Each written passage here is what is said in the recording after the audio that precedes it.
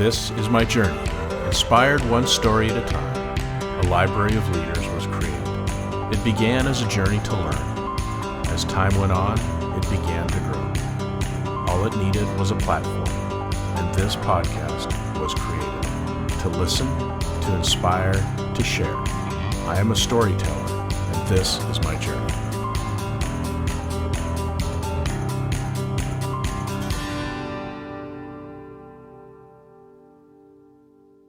Welcome to another episode of Profiles in Leadership. I am your host, Steve Anderson, and today our guest is Everett O'Keefe. Everett is a Wall Street Journal, USA Today, and international #1 best-selling author. The Power of the Published is his most recent solo work. He has also helped create and launch more than 200 best-selling books for his clients. Everett speaks across the nation on the power of publishing. He is the founder of Ignite Press, a hybrid publishing company that specializes in helping entrepreneurs as well as business and medical professionals ignite their businesses by becoming best-selling authors. Everett is the author of multiple awards, including the Publish and Profit Award for Excellence in Publishing, the Make, Market, and Launch It Award for Product Creation, and the Top Gun Consulting Award, among others. He is the co-founder of the Business Accelerator Group, a high-level mastermind group composed of international marketers and publishers. He also founded the Mastermind Retreat and hosts international mastermind events. In 2019, Everett founded the Book Publishers Network, a group of publishers, publishing consultants, book coaches, and other book professionals. In 2020, he founded the Publishers Mastermind in order to help support publishing professionals from around the world, and he also now hosts the AuthorMind, a mastermind group exclusively for published authors. Everett is sought out as a speaker, coach, and consultant by authors and marketing experts worldwide. With a passion for entrepreneurialism, Everett helps his clients become recognized experts in their field through speaking and authorship while allowing his clients to focus on their own areas of giftedness. So Everett, welcome to the program. It's great to have you on today. Well, hey, thank you so much for having me on, Steve. And for anyone who's not watching but is only listening, they need to know Steve is in his wine cellar and it looks amazing. Yes, it's a wine cellar slash studio, so that's what I do. And you only drink one bottle per episode, right? That's right, right. We have to be careful on that. So let's just start with a little context. I know that you're Californian, right? And so just tell us a little bit about where you grew up and how you got to where you are today in this book publishing world. Yeah, born in California, raised in Fresno, California, went to Fresno State, uh, did my education in English literature and composition, and never thought I would do much with it. Ended up actually I planned to teach at one point, but then got kind of pulled into the business world while I was wrapping up college, and I never thought I would look back. I you know you the joke around the joke around about getting degrees and stuff, right, is will you ever use it? Will you ever find yourself using it? Anyhow, was in the business world for a while, and at one point started a marketing company with a good friend of mine, John Writing. And that marketing company was called the Solution Machine. It was, hey, if you've got a problem, we have a solution and we'll find it. And we were leveraging offshore resources to accomplish some pretty cool things. And then ultimately decided to try writing a book. I'd always thought of writing a book, and I grabbed my business partner and I said, hey, tomorrow let's meet in the conference room. Let's write a book. Yeah. He's like, why would we do that? Or what are we going to write about? Like, I don't know. Let's figure that out tomorrow in the conference room. And so we wrote our first book called the Video Tractor Beam. We were doing video marketing. And I wrote that book. The whole idea was just a test project, Steve, in order to see if we could rapidly write a book and make it an Amazon bestseller. Yeah. And a month later, I was sitting there looking at the book, and um, it was outselling Malcolm Gladwell and John Maxwell and a bunch of other people that I really highly revere. And that's when I realized that we were probably onto something. Yeah. That was the beginning of a publishing company. I never thought when I was doing my education that we'd ever be publishing books. Writing books or publishing books. Never thought it would ever really happen, but here we are. There you are. And for those on the video, here's the book, the Power of the Published, and in the book you tell that story and many others, which is well done. And one of the things you say is that authorship just gives, people immediate credibility. So, because I interview a lot of people on this podcast that have written books, and I've often wondered, how do they do that and why do they do that? And your book kind of lays it out that, there's a good business case or a good business point to be made that if you are an author of a book, people just look at you differently. Yeah. Steve, it just occurred to me, what percentage of your guests do you think are authors? That's a good question. I'm just going to take a wild guess, but I'd say probably 30%, maybe 40%. 30%, You know, 40%? and the reason for that is because, people that are trying to promote their book or promote their thing, often will reach out. And so, that's not everybody, but I mean, in the book, you talk about how rare authors really are. The percentages are like minuscule. Yeah, and it's funny there was I think it was a Pew Research study some years back that supposedly found that 89% of people that responded want to write a book someday. I don't know if that number's true, but I think we can assume that huge numbers of people want to write books, whether that's fiction or memoir or their nonfiction book. But the truth is, very few people ever see that through. A lot of people start books, very few people finish them, even fewer see them published. And so the authors really get to breathe rare air, as I like to describe it, because there's just so few. One great illustration of this happened. I was speaking in front of a group of retired women here in Fresno, and these were all really well connected, old money kinds of families. Speaking to the group, and I said, okay, I said, raise your hand if you've met an attorney in person, and they pretty much all raised their hands. I said, okay, raise your hands. How many people have met a doctor in person?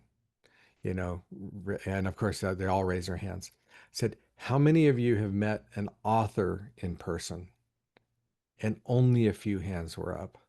And Yeah. then I said, how many of you have met a best-selling author in person? And there was only one hand up.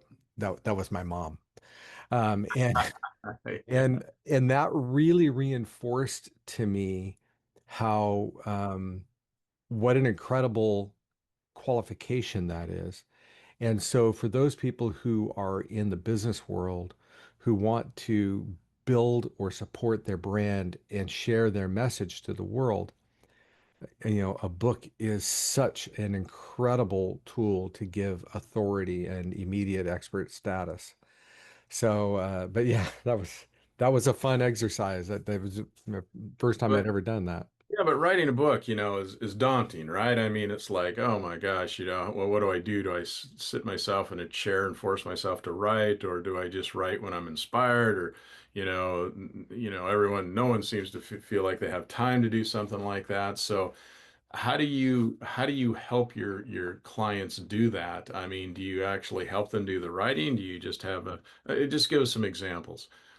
Yeah, so I mean, I'm with you, and a lot of people we have this stereotype that to write a book we need to, sequester ourselves on Walden Pond for 6 months, and grow our hair out, and all of that. And that's just not true. It's not true at all. There are a lot of different ways of writing books. Some are incredibly rapid. Our first book, the Video Tractor Beam, we wrote by putting a microphone in front of us on the conference table, and we employed what we call the FAQ SAQ model. So we started by writing down frequently asked questions about our business. In this case, it was about video marketing. Like how long does a video need to be? Does a video need to be funny? Do you have to use an expensive camera? Do you have to use an expensive mic? Some really common questions. And then we wrote down questions that people probably should be asking. Like what should the video accomplish for me? How should I think about my watchers as I'm recording the video? And then we just spent 5 or 10 minutes dictating the answer to each one of those questions. And honestly, a few hours later, we had the core transcript for a book because that could be, the audio could be transcribed. You have it even easier now, right? Because now you can just record it into your phone and have the voice transcribe it automatically, or you can use an app like Otter.ai. And every industry has these frequently asked questions. And for a rapid way to write a book, whether you are a real estate professional or a medical professional or a waste management professional, um, it, you know, you can rapidly write a book around those frequently asked questions. And of course, now also you have tools like AI that can even help you come up with those questions if you don't know those questions, or make you think, help you think of more. And I think that's where AI is really useful is for some of that brainstorming stuff. As far as the actual writing, Steve, some people will do it like I like to write, which is I'll just carve out an hour or two a week. I will sit down and I will do a chunk. I find I can usually write between 1,000 and 3,000 words in that time. Um, and if I do that 10 or 20 times, I have a book. Yeah. Um, you know, and a But lot of you're, people get hung up on the yeah. length of their book too, and that's another conversation. Well, but you're, you have a degree in journalism and writing, right? So it's, you're a little bit different than the average business guy that just thinks, oh, I should write a book. So, Well, okay, fair enough. I'm pretty comfortable with my writing. Doesn't mean I'm a great writer, but I'm pretty comfortable doing it. Um, but the nice thing is there's so many tools available. A lot of our clients will use book coaches. They will use a book coach to help guide them through creating their content, determining their target market, honing down their message. And that is really good for a first-time author to yeah, have someone like that kind of riding shotgun in that process. And then a number of authors, they don't want to write at all. And we kind of joke around that some people really would rather be authors than writers. And for them, ghostwriting can be very effective. A huge chunk of the New York Times bestsellers are written by ghostwriters. yeah. All these celebrity books and things like that. So a lot of clients will leverage ghostwriters as well. Um, and then there are other rapid writing methods. Steve, I mean, you as a podcaster, how many episodes do you have out now? Probably around 250 something, but I've probably done 280 interviews over the years. Okay. Yeah. So you have a huge amount of content sitting in those podcasts. Yeah. People who blog have a huge amount of content sitting in their blogs.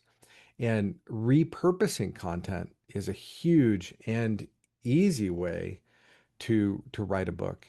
A lot of people already have all their content right at their fingertips. They just need to have it transcribed or organized. A lot of people deliver keynotes. Well, that can be the foundation for the book. Hmm. They assemble a collection of blog posts. That can be the book. Training videos. These are all ways to rapidly write a book to bring to market. Yeah, what is it about books? I mean, if you think about it, why are there even bookstores? With Kindle and Audible books and things like that, you'd think that just go away, but I guess they did slump for a while, but they seem to be coming back again. So there's something about books. Yeah, you're on it. I mean, the great thing is, and when I talk about books, we're talking about like all the formats. But it was, yeah, very interesting. Ebook, the whole ebook thing, they said, oh, print is dead. The ebook is going to take over everything. And it peaked at about 10% of the market. Wow. The one that is climbing rapidly now is audiobooks, which has been growing by double digits every year for the last 6, 7 years. It's been having really rapid growth. And I don't know if that'll eclipse the physical book or not, because we all, I know, I don't know how you are. Well, actually, which do you find yourself reading, paper, electronic, or using audio more? It's really interesting because so I kind of go back and forth between like a Kindle and Audible. And but when I prepare for these interviews and I want to read the books and whatever, I like the physical book because I can go back, forward, look at things, do things in a more efficient way. So usually authors that I interview, I ask for a hard copy. So I guess depending on what I want to do, I use all three. Yeah, and I think that that's the way a lot of people are consuming their media right now. So for instance, what I find is I read fiction on my Kindle. I often will read nonfiction by physical and then audio, I will do whatever's convenient, Yeah. like, or whatever's available in the Libby app or the Audible, or my Audible subscription or whatever. And I think a lot of people do that. They're bouncing between formats. The one exception is the romanticy is Yeah. this big genre right now, and everybody's doing collectible physical books for their fantasy and romance and fiction stuff. But, Interesting. but the rest of us are bouncing back and forth. And also, Steve, there's a new format coming that people aren't talking about yet. And I got a sneak peek at it shortly, or a little while ago. And that's an AI book, where you'll basically be able to download the book like you would a Kindle, but immediately be able to listen to audio versions of it in multiple languages, maybe in multiple voices. Also be able to read it in multiple languages and be able to query the book, be able to interview the book basically, have it create a study guide for you, have it summarize characters or plot points, have it pull out the most important elements. You'll be able to do all sorts of things with this if this gains traction. So we'll see. So Yeah. who knows, if that one gains traction, I see the traditional ebook falling by the wayside. Yeah. Yeah. Maybe the traditional audiobook would fall by the wayside too. But then that's, AI narration, which is getting really good, but I Yeah. don't know if it can replace a really good voice actor or, Yeah. listening to the author themselves. Sure. One of the things you state too is that even if someone hasn't read the book, they're still heavily influenced by it. So, one of the points you make in your book is that, it's just get it out there, get it done, get your name on it, get a nice cover on it, and that alone will influence a lot of people what they think about you and your business. Yeah, and this may, maybe this comes across a little rough, but the truth is that um, there is great power in the unread book. Now, every author wants their book to be read, and of course, I'm not a proponent of putting out cruddy books. Mhm. But the truth is that book will influence people whether they ever open it. So if you're writing a book for the purpose of your business, for increasing your authority, building your brand, and you give that book to somebody, okay, actually think about it. First, even if they never have seen the book, but they only hear that you're an author and they hear the title and the subtitle, they are going to immediately assume you are an expert about this. Yeah. Okay. Right. Steve Anderson writes a book, and it's called Profiles in Leadership. You immediately assume Steve Anderson is an expert at leadership. And in this case, we'd be right to make that assumption Well, too. thank you. That was Um, something. Yeah. but but let's say that book, someone buys that book and it just sits around their house. It is continuously screaming your expertise. Every time they see it, they see your name, your title, your subtitle, and they know that you are an expert. And as you know, Steve, people don't throw books away, right? Yeah. A book hangs out. I'm sitting here and I have on my desk probably 8 books that were given to me that sadly I will probably, I don't know if I'll ever read them, okay? Yeah. But each one of them is reminding me of that person and of their expertise. And so there is truly great power in the unread book. And not only and not only that, but I think, I just learned some really interesting things in your book, and the things like the average book sells less than 250 copies in a year, and most books never sell more than 500 copies in their entire lifetime. So it's not like I think we fall into that category. So oh, if they're an author, they've probably sold tens of thousands or hundred thousands of books, but that's not true. No, it really isn't true. And of course, that's across the entire spectrum, of books. The huge bestsellers and the self-published. But there was an interesting proceeding. It was a legal proceeding last year, and I think it had to do with Penguin. And one of the attorneys was asking a question in some cross-examination and basically let it drop that about 20% of their books sell less than 20 copies. No, Now, nobody verified that and nobody questioned it. Like it was just something said as an aside. I don't know if that's true, but if it is true, it tells you that traditional publishing isn't necessarily all it's cracked up to be either, in the sense that obviously they get some copies that sell a ton, and yeah. that makes up for the ones that sell very few. And that's, I think, another thing I read in the book too, where you said that, like these big publishing companies like Penguin and others that we all know, um, they only take like 80 books a year, Yeah. right? Yeah, they take very And few. so I think we all think the competition is, well, I could never write a book and sell it because, how could I possibly, compete with the authors that are known and whatever. And if they're only picking 80 a year, they're going to go for the slam dunks, the ones that have already sold a bunch, in the past. So it's hard to get in hard to be published in, I guess, the traditional way. Yeah, it totally is. Unless, usually they're looking for you. Do you have 25 to 50,000 followers? Do you have a proven track record of sales to the masses? Do you already have a huge following? Because yeah, they don't want to roll the dice, Yeah, right? They want it to be a sure thing. Um, but that kind of takes us into that whole idea of, is really traditional publishing the way to go? right. Um, such a challenge.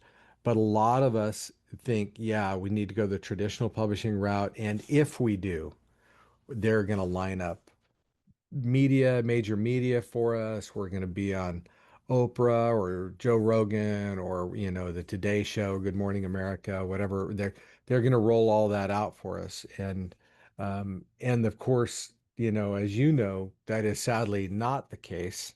Yeah. Most authors that go the traditional publishing route, even if they get picked up, are woefully disappointed when it comes to the marketing that happens, and they find the marketing really falls on them. Yeah, interesting.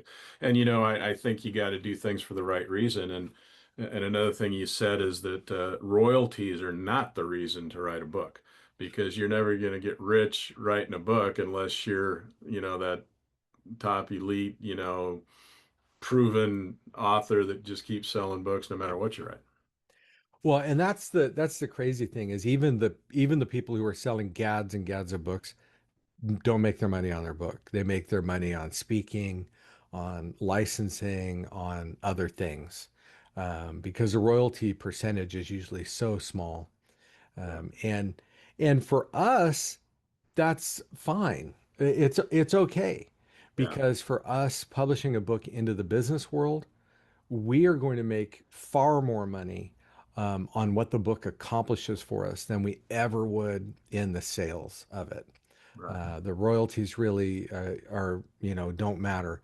I kind of joke around with my authors. It's like, would you rather get your ROI one digit at a time through book sales, or would you rather get it four or five or six digits at a time through new clients, new opportunities, new contracts, things like that.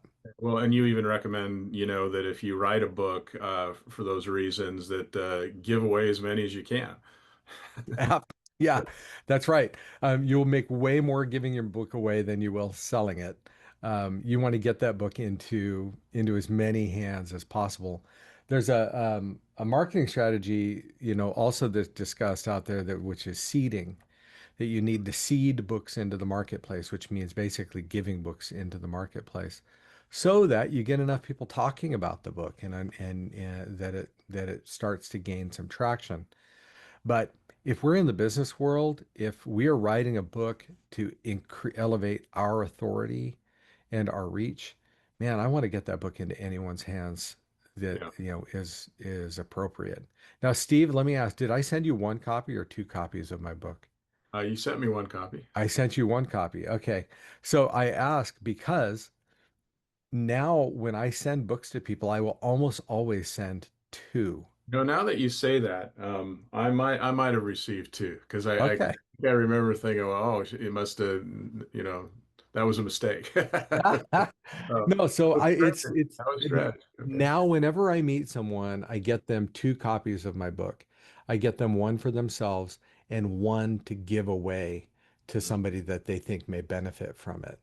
And so I feel like I am just duplicating, my efforts by doing that. And if you're speaking someplace, every person in that room should get a copy of your book, whether you're selling it to them, bundling it into the speaking gig, or you're paying to put one on every seat. And the truth is if you're leveraging print on demand publishing, that book might cost you $3. Well, you think of the cost of spending $3 to get your best marketing tool into somebody's hands, Yeah. and what the ROI can be of that. I will make that exchange any day. Yeah, and I thought what was so interesting is that again, it's the why. So, traditionally we would think of, oh, if I'm gonna write a book, then I have to sell the book and I got to make money on the book to make up the cost for the book. But if you're doing it as a investment to a return on investment from, more clients or more exposure or more opportunities to speak in front of people and whatever, then it might just be a cost to do business. So it's a very different mindset. It is, and you have to think about where is the ROI. If it brings you, if a new client is worth $10,000 to you, Yeah, well, how rapidly, I mean, yeah, the ROI is really easy. If a new client's worth $500 to you or $50 to you, the ROI can happen really quickly. We had one client, Monica, she wrote her book, and while she was preparing her manuscript, we encouraged her to get some endorsements. And so she reached out to some people in her industry, to ask for endorsements, and she sent them a portion of her manuscript and asked them to, hey, review and provide me your thoughts. She scored three speaking gigs from that process. She had paid for her book project before we ever published, that- which is not common, but that was fantastic. So Well, if I can put you on the spot for a minute, it's, I was waiting for the book to tell me, how much it's going to cost for me to write a book, which isn't in there. But, and the reason I ask is because, again, if you think of it this way, it probably doesn't cost as much as you think it would. On the other hand, I've heard stories where, you say like ghostwriters. I heard a story from a colleague of mine who said, yeah, I got my book out there. It was great. And he goes, I had to pay the guy $80,000 to get the book out. But he looked at it, as you're saying, but that was an investment in my company. So, I mean, I'm sure there's a wide range and there's different approaches and whatever, but what are we talking? Is this a big, huge investment, or can you do it fairly conservatively? yeah, I'm really glad you gave that context because he probably saw that as one of the best $80,000 investments he ever made. Yeah. But you don't have to invest $80,000 to do this. Ghostwriters are not cheap. It is very common for them to be $35,000 plus. Yeah. But most of our clients don't come to us through ghostwriting. Most of our clients are writing the books themselves. And you can invest if you choose to invest in a book coach that has different flavors to it. You can spend anywhere from a couple thousand to $15,000 on a book coach if you choose to hire a book coach. From Hmm. the publishing standpoint, um, you know, you've got companies out there like Forbes Publishing and some others that'll charge $150,000 to publish the book. Hmm. We are a very small fraction of that. Most of our clients, quite honestly, engage with us between 11 and 15,000, depending upon the project. Yeah. And for most, for our clientele, that's reasonable. That's within the scope of an investment because you are talking about the one marketing tool that you can create for your business that's going to outlive you. Yeah. Most things we create for our business, if we're doing them for developing business, might not outlast the month. I mean, or the year. Hmm. But the book is something that you'll be able to utilize over and over and over again.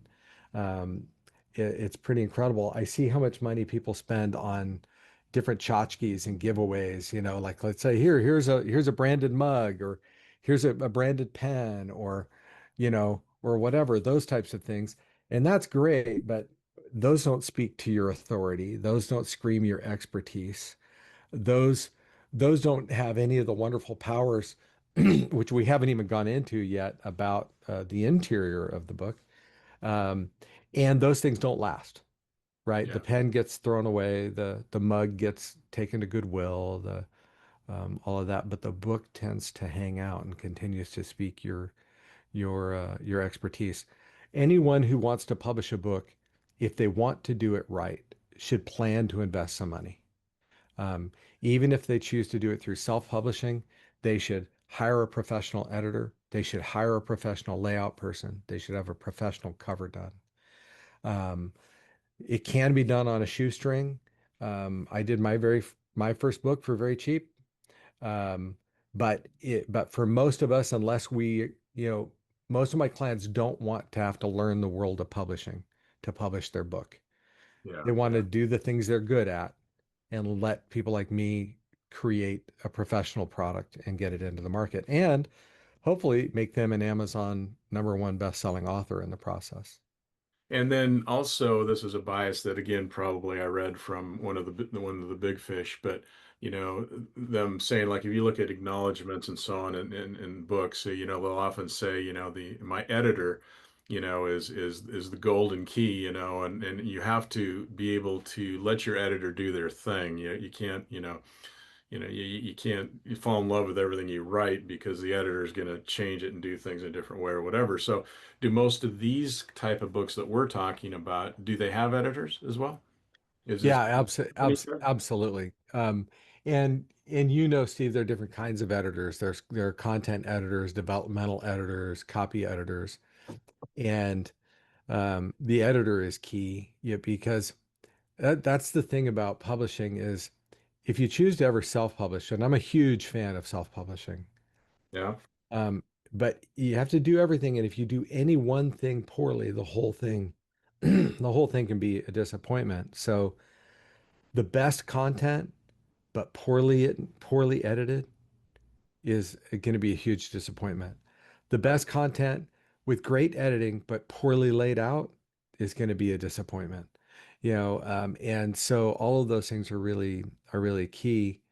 But yeah, you speak as if you sound like you've been there before with the editor, Steve. And No, I really haven't. I'm interested in it, so I've heard certain things, but yep, in your book, you actually say that the content editing is optional, but the copy editing is mandatory. yep, So just yeah, explain the difference in those for people that may not know. yeah. So the content editor is looking at the content, the flow. What are you saying? Are you saying it well? The copy editor is working at grammar, punctuation, and word choice. Content editing, we say, is optional for a couple reasons. One is it takes a lot of time and a lot of money if you really look at it that way. And a lot of people who are writing books, particularly in the business world, I say content editing is optional because they know their content. They know what they're trying to convey, and they know it better than their content editor will.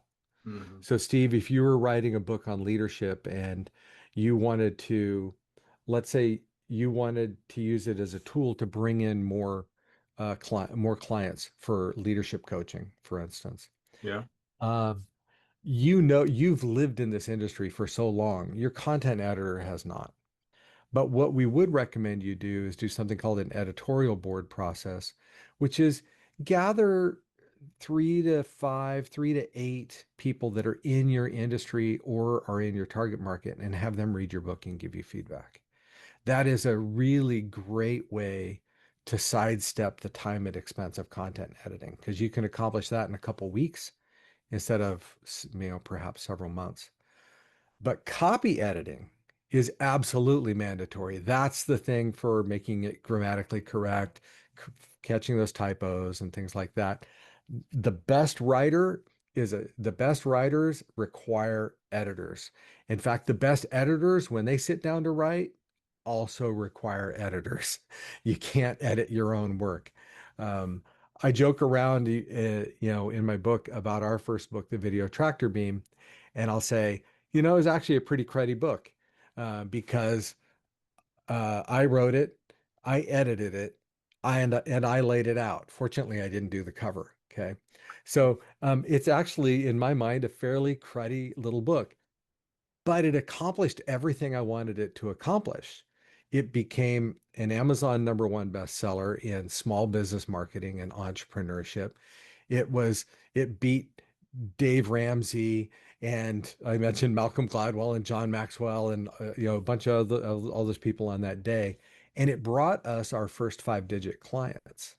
So it accomplished everything it needed to do, even though it wasn't the best book.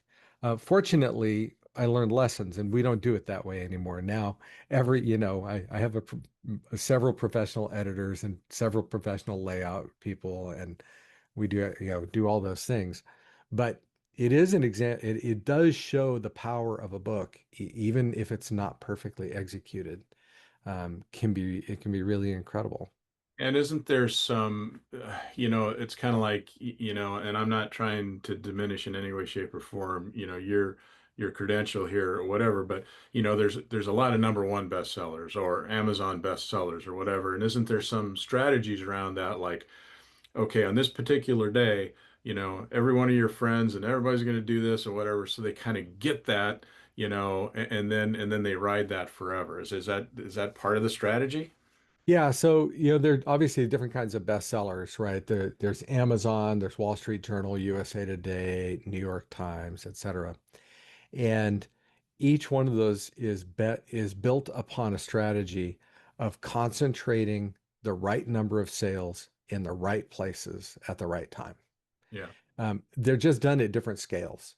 Uh, With the New York Times, it's measured over several weeks of sales, and it has to be through a variety of different outlets.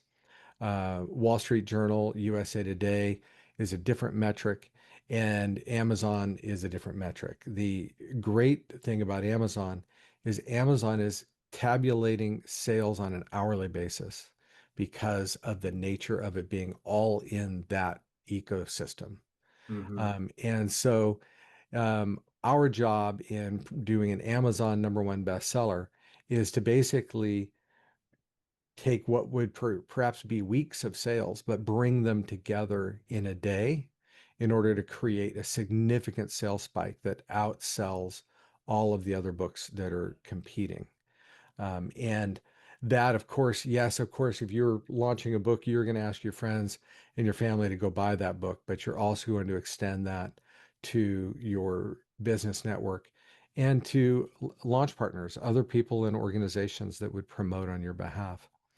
One of the things I absolutely love about the Amazon bestseller is that you can't buy your way into it because we do it around the Kindle and you can only buy one Kindle copy per Amazon account. So there's no way for someone to, buy 50 or 100 copies and have it count as 50 or 100 copies.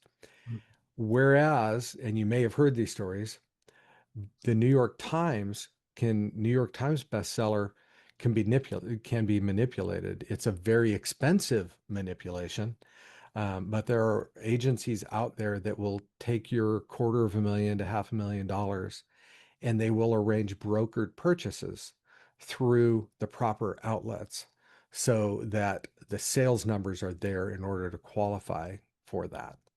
And Which isn't to take away from all the amazing New York Times #1 best-selling books, but there are a fair number of them that have that's how the sales numbers happen, is through a brokered purchase.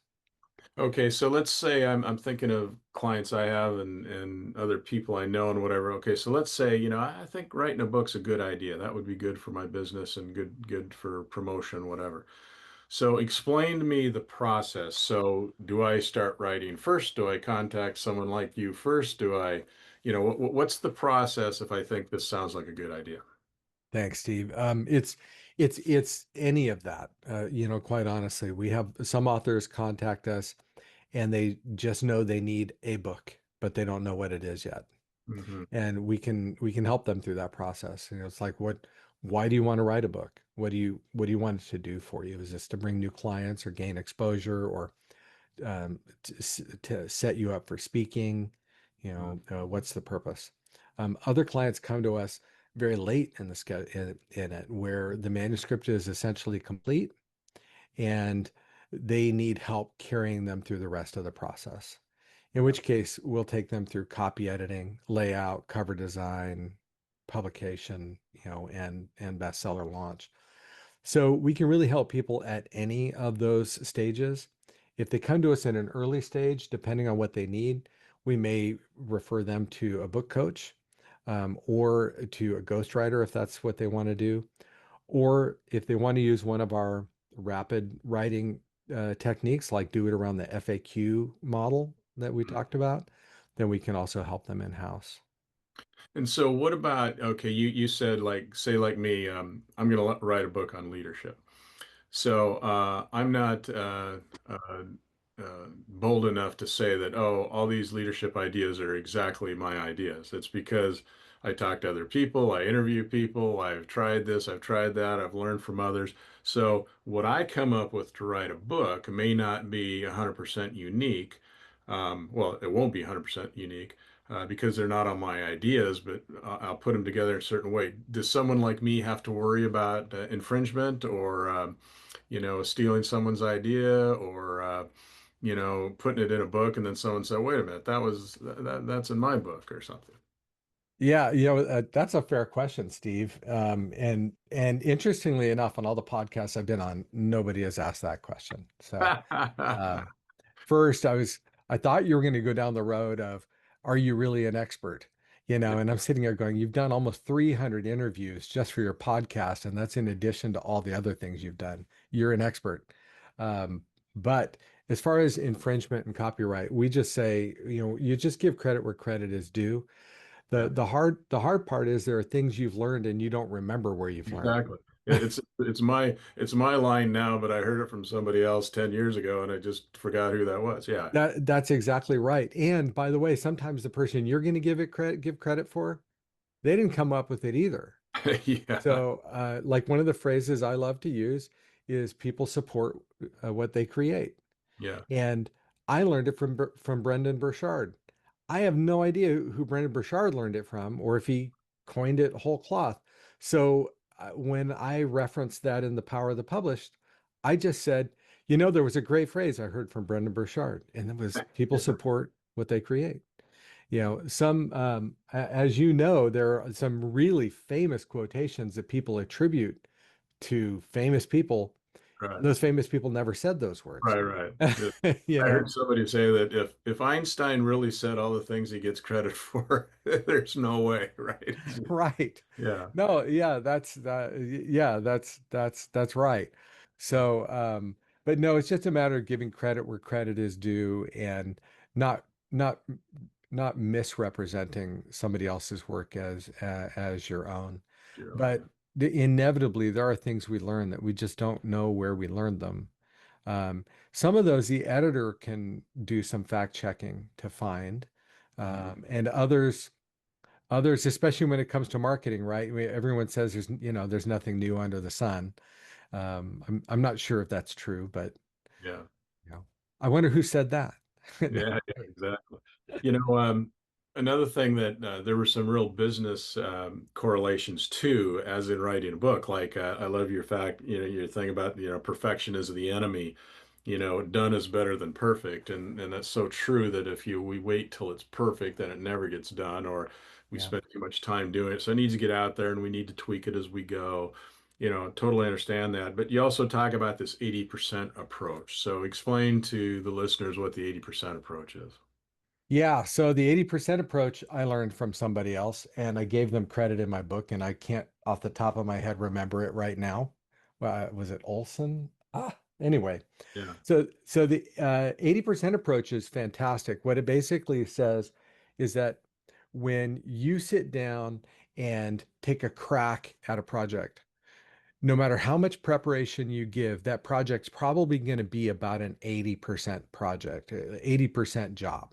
Like if you were going to score it, okay, give yourself a grade, I give it 80%. Okay. Yeah. If you come back at it again to go through it again, you're probably going to improve it 80% more. Okay. The 80% of the 20% you hadn't, that you had left on the table the first time. Hmm. The point is that as you are going through it, you can only advance it so far. And then at some point, you're like, and I'm just spacing on who I heard about, who I learned this from. He's so famous too. But what you find is after you've done two or three cracks at something, it's a point of diminishing returns. Hmm. And if you decide you want to give it uh, five, six, seven, eight, you are still only approaching perfection, but will never reach perfection. And at that point, you are probably working on details that nobody besides you will ever discover. In fact, the perfect example for this, ah, where is that book? Dang it. Oh, here. All right. So for the video, so for people on video, here's our first book, The Video Tractor Beam. So, John Writing, my business partner, made this cover, and he spent absolutely hours and hours and hours and hours on it. But I promise you that the first hour he got 80%. The second hour he improved it another 80%, which is what does that make it 92% or whatever it is. Yeah. And he spent the remaining hours fiddling with stuff that nobody will ever notice. Yeah. Okay, it was something in the way that camera was pictured on the cover, or some weird shading or whatever that only he as the artist will ever know. So the idea of that is that your book is never going to be perfect. Do your passes, but also hand it off to others so they can contribute their 80% to the Yeah. project and make it better. Yeah. Yeah. That makes a lot of sense. And then you did say too that just because people see covers and are attracted to covers, that you think the artwork is something. Don't be cheap on the artwork. That's a big piece. Yeah, I mean, people are far more likely to see your cover than they will be to read the words inside the book, Right. Right. sadly, right? So, no matter how great your words are in front, are inside, if the cover's crappy, they will probably never get to those words. So, Yeah. spend a little money on the cover. Um, Steve, our process is we do a cover contest and we invite artists from around the world to participate in the cover design process. Mhm. And that way, our authors, instead of getting two or three designs from an in-house artist, will get like 100 to 200 designs to choose from. And it's a blast. Our clients love it. I think it creates a superior product. And something we've done now, well, for a couple hundred books. What do you think works better in the business world right now? Someone to write a book that's more instructional, like do like a framework, do this, do that, do that type of thing, or is it more of a memoir This is these are stories that happen to me and others that I know and whatever. What do you think is more effective? I'm Yeah, just that's expertise. a great question. I've never thought about it. If just off the top of my head, I would say it depends upon stage of life and stage of business. Yeah. Um, you know, we're probably going to read Elon Musk's memoir. You Mhm. know, we, but sadly, the memoir of the accountant whose office is next door to me, I'm probably not going to pick up and read, Right. right? Um, which is sad because, he's probably got incredible stories to tell. Hmm. So, unless I would say, unless you either have celebrity or you are at that stage of life where the legacy piece is more important than the business piece, Hmm. I would do the nonfiction book, the prescriptive book that's, sharing your strategies, your methods, your message, but maybe do that couched in story because story, as you know, is so powerful. So Yeah. tell stories like in the Power of the Publish. You saw that I take pains to tell the stories of many of my authors and others that I know about what books have done for them. You should do that in your own business as well. But we also do those legacy pieces as well. We do those memoirs, and some of those are our favorite books. Yeah. Yeah. Well, I'm a huge believer, as you probably know, in storytelling, and at least my personality and others as well. We remember the story more than the formula or the framework. So it's Yep. yeah. On that note, if you don't mind, I'd like to slip Sure. a story in. Yeah, absolutely. With this client, we call her Cindy because we protect change the names to protect the innocent and all that. Yeah. Cindy reached out to us, and it was a couple months. She said, "Hey, Everett, I'm going to this conference in Dubai. It was a medical marketing conference." She says, "I'm going to go there in a couple months, and I've been working on this manuscript. Do you think you could help me turn it into a book so that I can take the book with me on my trip?" I said, "Yeah, well, let's do it." So she boarded the plane with 5 or 10 copies of her book and arrived in Dubai, went to the conference, and on the first day handed out all of her copies of the book to some key people she wanted to have it. Hmm. Well, that night she's walking around the lobby of the hotel and she sees someone reading her book. She's like, "Okay, that's pretty cool." Like, the first time you see someone read your book, that's amazing. Yeah. Um, Late the next morning, um, a different person came to her and said, "Hey, I read your book last night and I want to talk to you." She actually had that experience happen several times during that conference. And as a result of her taking the book to the conference and putting it in these people's hands, she ended up getting several high paying clients that certainly more than paid for her experience there and for her publishing. One of the clients asked her to then become a contributor in a textbook on medical marketing, which of course puts her in the intelligentsia of the industry, which I think is really, really critical. And another client hired her to come back, sponsored her to speak at that conference the following year. And so, because she took a handful of books to this conference, it really moved her onto the international stage Yeah. in her industry. Yeah. And I just think it's a great illustration of the power of books. Yeah, for sure. Well, Everett, in anticipation of what of our discussion today, is there anything that I haven't asked you or we haven't covered that you want to be sure and get in the program? Thank you for asking, Steve. I think the one thing that people probably don't know about is hybrid publishing and what that is as an option. Okay. I think Yeah. people have that understanding of what traditional publishing is. And as we've discussed, that can be a real disappointment, sadly, and incredibly hard to break into. Self-publishing, like we talked about, I'm a huge fan, but you have to learn how to do everything or contract it. And if any part of it's bad, it's a disappointment. Mhm. Hybrid is what we do, and that sits in between. And we like to think we're the best of both worlds, um, because what we do is we set our clients' books up in accounts they own so that they have complete ownership of their IP instead of sacrificing it in traditional publishing. They receive all 100% of the royalties. They get their books at cost.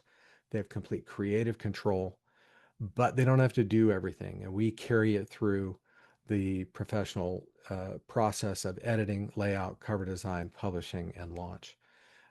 And so at the end of the day, it's something a lot of our clients really prefer because that especially in the business world, you need control of your IP. Yeah. And to be able to get your books at cost and things like that really gives you some really great options going forward.